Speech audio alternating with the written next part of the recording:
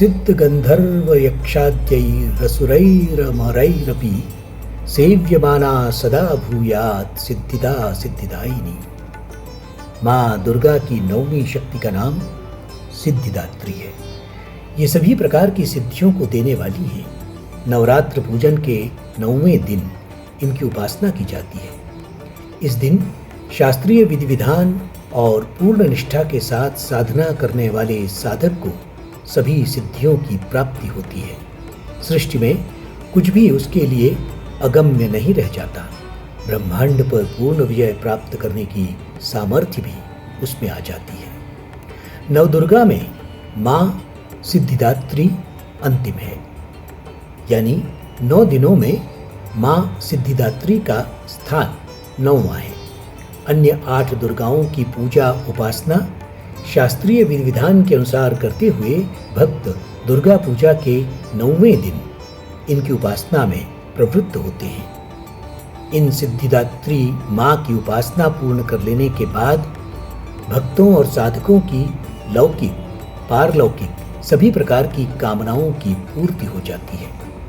सिद्धिदात्री माँ के कृपा पात्र भक्त के भीतर कोई ऐसी कामना शेष बचती ही नहीं जिसे वो पूर्ण करना चाहे।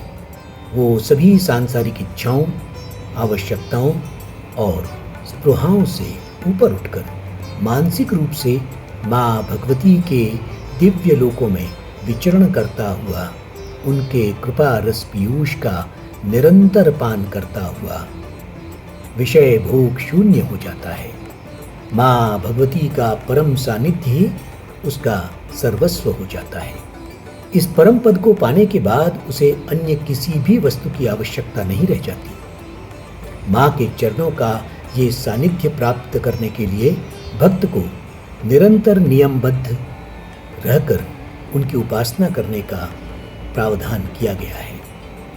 ऐसा माना गया है कि माँ भगवती का स्मरण, ध्यान, पूजन हमें इस संसार की असारता का बोध कराते हुए वास्तविक परम शांतिदायक अमृत पद की ओर ले जाने वाला है। विश्वास किया जाता है कि इनकी आराधना से भक्त को अणिमा, लधिमा और गरिमा की प्राप्ति, प्राकम्य महिमा, ईशत्व, सर्व काम वासना वैता दूर श्रवण पर काम।